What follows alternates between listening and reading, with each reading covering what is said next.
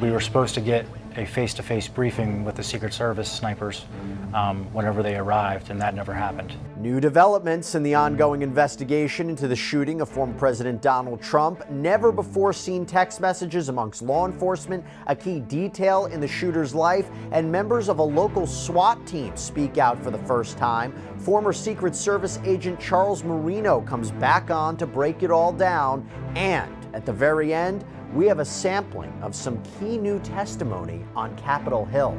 Welcome to Sidebar, presented by Law&Crime. I'm Jesse Weber. We are getting a much clearer understanding of the timeline and the events leading up to the shooting of former President Donald Trump back on July 13th out in Butler, Pennsylvania, and we're going to talk about it.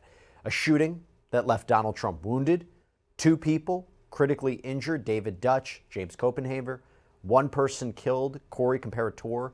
A shooting that authorities say was carried out by 20-year-old Thomas Matthew Crooks. And as we reported, especially last week after the testimony of FBI Director Christopher Wray, who testified in front of the House Judiciary Committee, we still do not know the motive of this shooter, which is so eerie. And as Wray testified, they looked at his internet history, his phones. Over 400 interviews have been conducted, including with Crooks' parents. And what we also want to know is how this happened. How on earth could this have happened?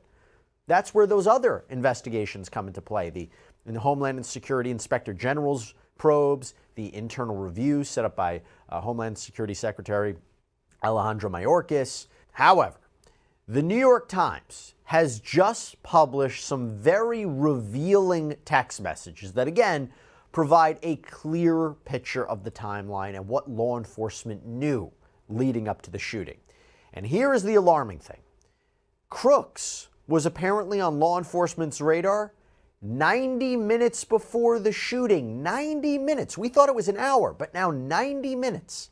And this local counter sniper team has spoken out for the first time, now on ABC, and we're going to get to that.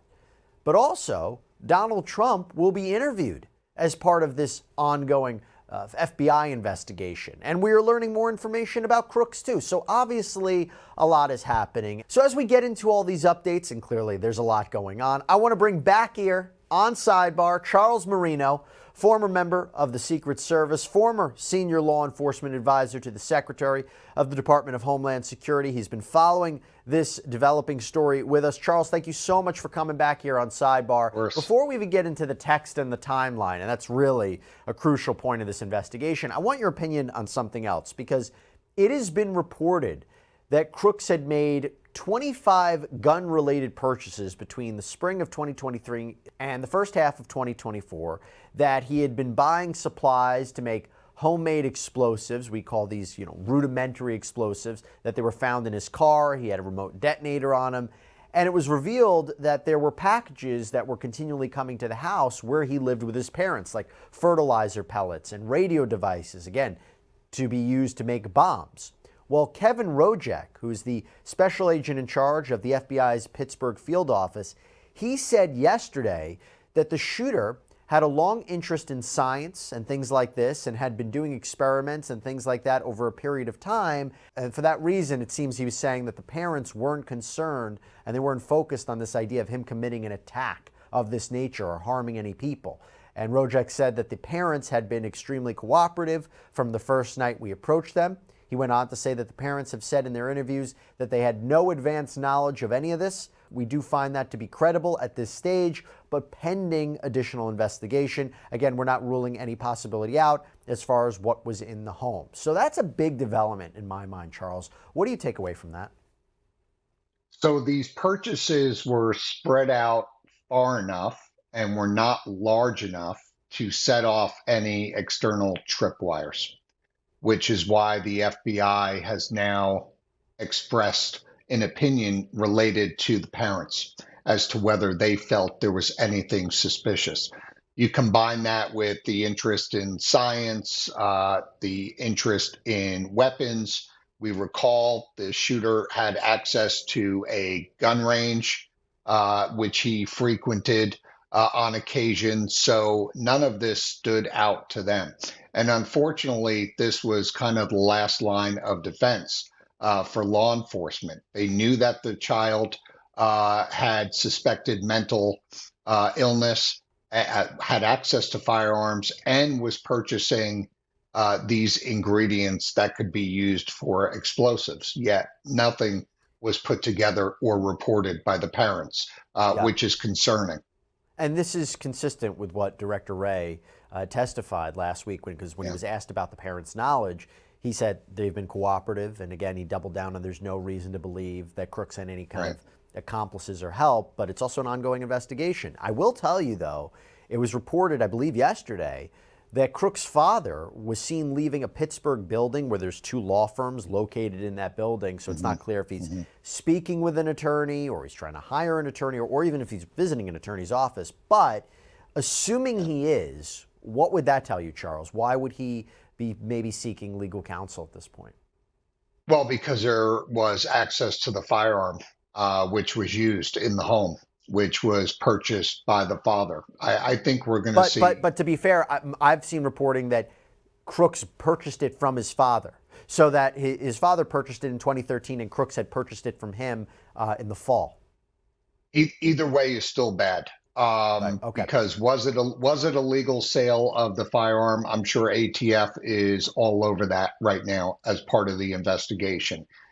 Either way, if the parents were aware that there was a mental issue going on with this child, with this individual, and it wasn't taken care of, then there is legal exposure here because that firearm should have been secured in the home if there was this issue with the mental illness. So I think there's exposure there. It would not surprise me if they are actually talking to an attorney or two, because there's going to be some civil and possibly some criminal actions against the family. It's interesting. We did a whole sidebar on what the potential liability for the parents is, but that was in the early stages of this investigation. As things develop, we shall see. But the expert that I spoke to that day said he's not convinced that the parents face any kind of significant liability. But again, we'll see what happens. I mean, I do think this is interesting. The FBI also came out and said that Crooks' quote primary social circle was his family. Mr. Rojek said, "We have identified only a couple people who we would call his friends, and most of those contacts were in fact dated. Even his gaming platforms, we see very little interaction with other individuals, which is obviously outside the norm with what you normally see, particularly in gamers. To date, we have not found anyone that is really close to him in any type of social circle." Before we move on again to the text messages and the timeline, Charles, what's your thought on that? Well, it sounds like he withdrew himself from society, mentally, verbally. The relationship, I'm sure, with the parents, an assumption on my part, was probably standoffish.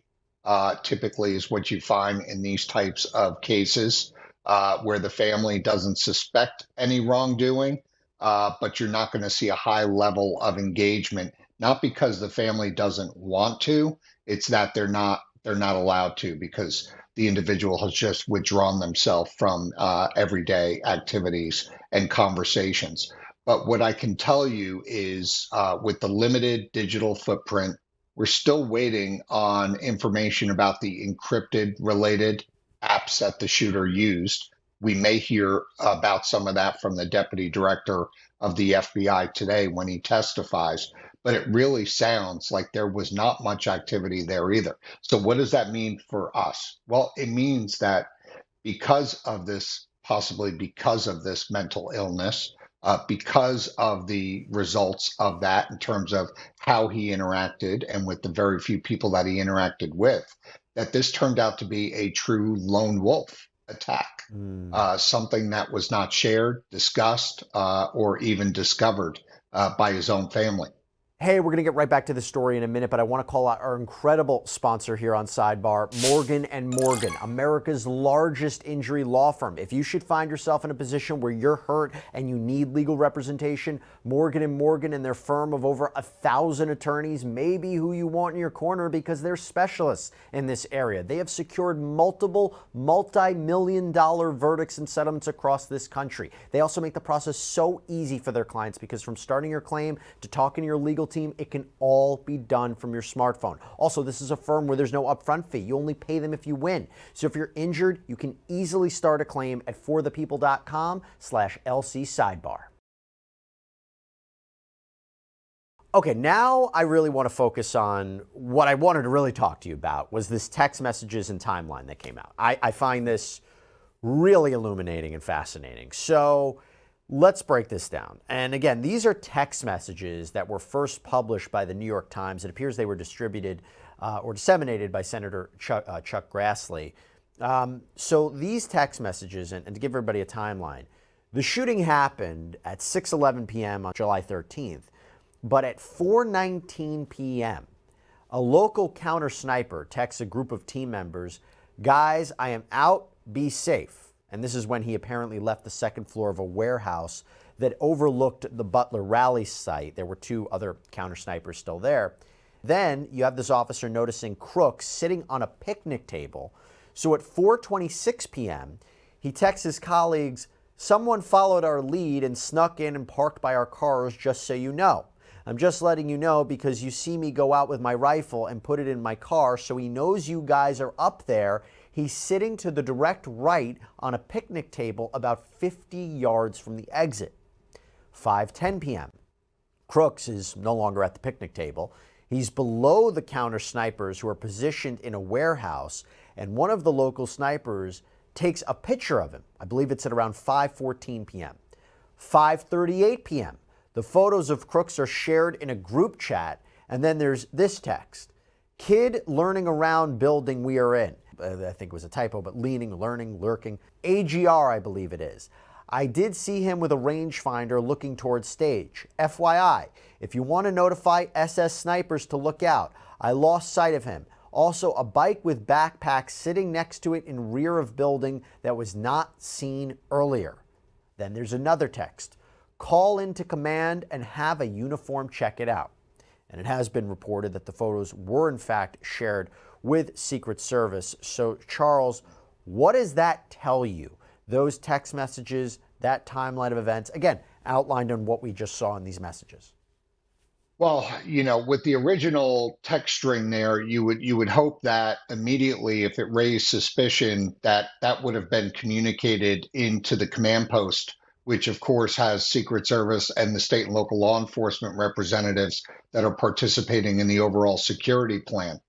It doesn't sound like it was. It sounds like this stayed amongst the officers until somebody says, share this with the command center. Now, still a significant enough amount of time that teams should have been dispatched to find this kid and find him quickly. And enough time to say to the protectee, the former president, if needed, hold on a second, we're not going to go out to the stage until we resolve this and find this person. So it doesn't seem like anything like that happened. So I think what we're going to find is what we've spoken about before, is that this overarching security failure of not securing the building properly, et cetera, is going to show a whole bunch of failures in the area of communication, coordination, and resourcing. Talk about failures in a second. You know what's alarming about this, Charles? This is what I wanted to ask you, is how Crooks was seemingly able to get the upper hand and expose the vulnerabilities that day from law enforcement and Secret Service, that he visited the site the day before Secret Service. Mm-hmm. He used a drone to scope out the site for about 11 minutes. Secret Service apparently didn't do that. That he escaped detection after leaving that picnic table. He was watching the snipers. He climbs on the roof of the AGR building that was unmanned, and this was outside the security perimeter. He set up his rifle that may have had a collapsible stock, so that could have made it difficult to see what he was carrying, and he opened fire.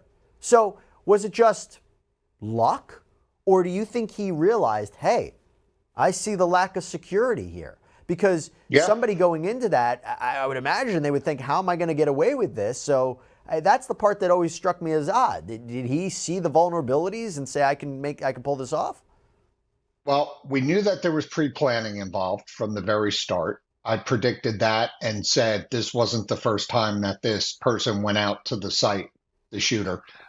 Then we hear about the drone several hours before. Again, you've got law enforcement and agents out there at the event site several hours before.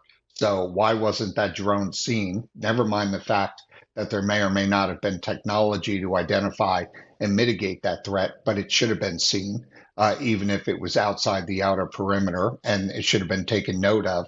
And you're right, he did not see any deterrence from getting on top of that roof. I am convinced he identified that building as the best location. The roof is the best location to shoot from with the direct line of sight. So the plan was in place. However, and it's not uncommon, he was asking to be interviewed. He was asking to be encountered through his actions by law enforcement. This is not uncommon. He was looking to be confronted. Now, would the confrontation of law enforcement led to a shootout between officers and him? Possibly. I'm convinced that this was a one-way trip for this shooter, and he realized that possibility. But he was asking to be approached, and it didn't happen. And why it didn't happen is a huge question that's still outstanding with all these law enforcement resources at that event site. Oh, it's one of the number one questions about why he wasn't confronted properly. Charles, I want to talk about some people who are speaking out to the media. So we have these members of this local SWAT team that were at Butler that day, and they sat down with ABC News. They sat down with Good Morning America and acknowledged that there was a communication issue. I mean, one member of that team, Mike Priolo, said how after the shooting, I remember standing in the parking lot talking to one of the guys. We just became part of history, and not in a good way. And then he said this. I think we all failed that day. How so? Life is lost. Yeah. People died. And if there's anything that we could have done to stop that, we should have done. And then we have Jason Woods, leader for Beaver County's Emergency Services Unit and SWAT sniper team. He explained to ABC that his unit was supposed to meet with Secret Service before the rally, but apparently that never happened. He said, quote, "That was probably a pivotal point where I started thinking things were wrong because the meeting never happened. We had no communication, not until after the shooting." Charles, what do you make of that? Well, if this is in fact true, then this entire situation, even though it's hard to believe it could get any worse, is actually getting much worse for the Secret Service. That is standard, especially when it comes to special operations teams. You have briefings for the poststanders that are there, those agents and officers that are assigned to secure the event. You have a separate briefing for special operations teams like counter assault team, counter sniper team. So the fact that this did not happen is a big problem. And especially if it was included in the overarching security plan. So again, a lot of questions need to be asked about this. I think we're gonna hear them this morning for sure. This is going to be a contentious hearing. We've got an acting director now of the Secret Service who, during the assassination attempt, was the deputy director, came out with a message in support of the now former director who was forced to resign. So there's going to be a lot of questions about his accountability during all of this, and also what the overarching failures were here and what he's going to do to immediately fix it. Problem with this is there's crosstalk. There's people pointing the finger at one another and saying, this is what happened, this is what happened. I mean, Charles, I want your opinion on this real quick before we talk about Donald Trump being interviewed. Pennsylvania State Police Commissioner Christopher Parris testified last week on Capitol Hill that 2 local police officers left their positions to look for Thomas Matthew Crooks because he had been ID'd as a suspicious person. But then the Butler County DA, Richard Goldinger, says that's not true. Only 1 person left. And he said, quote, "To say that these officers left their post is a misstatement. They performed the duties to which they were assigned." Charles, who do we believe here? And is it strange that not every agency is on the same page? It's horrible that this has now turned into, a he said conversation, especially with respect to the Secret Service mission and reliance around the country and the world, for that matter, on state and local resources to fulfill their mission. So I can assure you it's not good because other state and local law enforcement agencies are paying attention to this. The Secret Service came out very early and received significant blowback on pointing the finger at state and local law enforcement for doing exactly what was described. Not being on the roof as assigned, leaving their post. Look, whether it's 2 people left their post or 1 person left their post, I've never heard of a counter sniper team abandoning their post to go find somebody. That just doesn't happen in our world. There are other resources that should be conducting that manhunt to find this person, including the Protective Intelligence Team, which should be part of the Secret Service planning, which includes an agent and a local officer that's meant to do exactly what this scenario needed, which was to identify and interview this guy, Crooks, and say, what are you doing here? What's your purpose? Can we get consent to search your backpack? Can we get consent to search you? And determine right away if he's a threat or not, and at least have him in some temporary custody and have eyes on him. So, Charles, I want to end this by asking you one more question about this. Going back to the FBI investigation, it's been reported that Donald Trump has agreed to sit for a standard interview with the FBI. Is this standard? What can we expect from his statements, and why do they want to interview him? What does he add to this investigation? Well, I mean, the last situation that we have that occurred like this that we could use as a reference was in 1981 with the Reagan attempted assassination. And if memory serves me correct, he was also spoken to by the FBI during that investigation.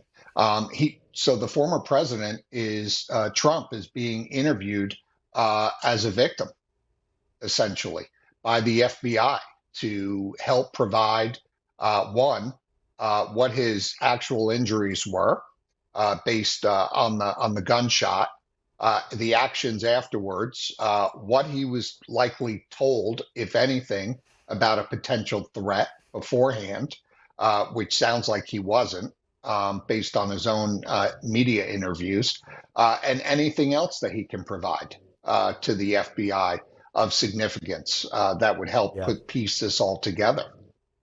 His perspective is important. The victim's perspective is always important in any kind of investigation. It is. Charles Marino, thanks so much for coming on. You've been a busy man. A lot happening in this case. Thank you. So thank you for taking the time. Yes. You're welcome. Thanks. So after we finished our interview with Charles Marino, and as he alluded to, there was a hearing on Capitol Hill where Acting Director of the Secret Service Ronald Rowe Jr.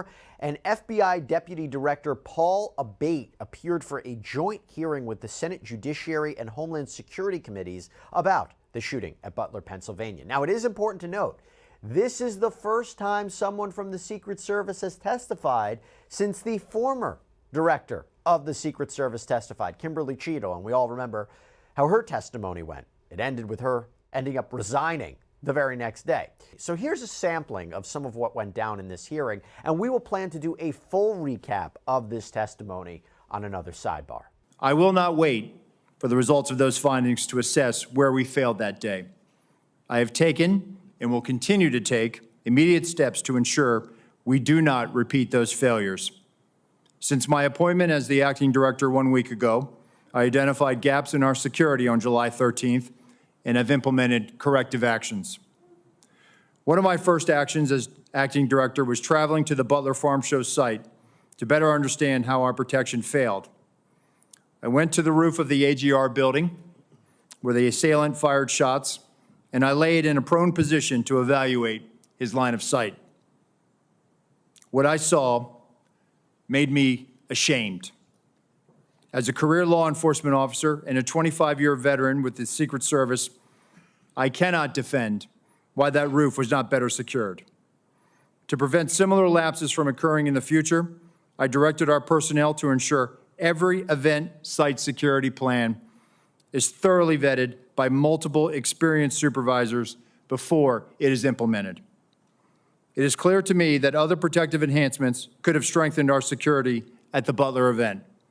As such, I have directed the expanded use of unmanned aerial systems at protective sites to help detect threats on roofs and other elevated threats. I've also directed resources to facilitate our protective site communications, particularly our communications with our state and local partners.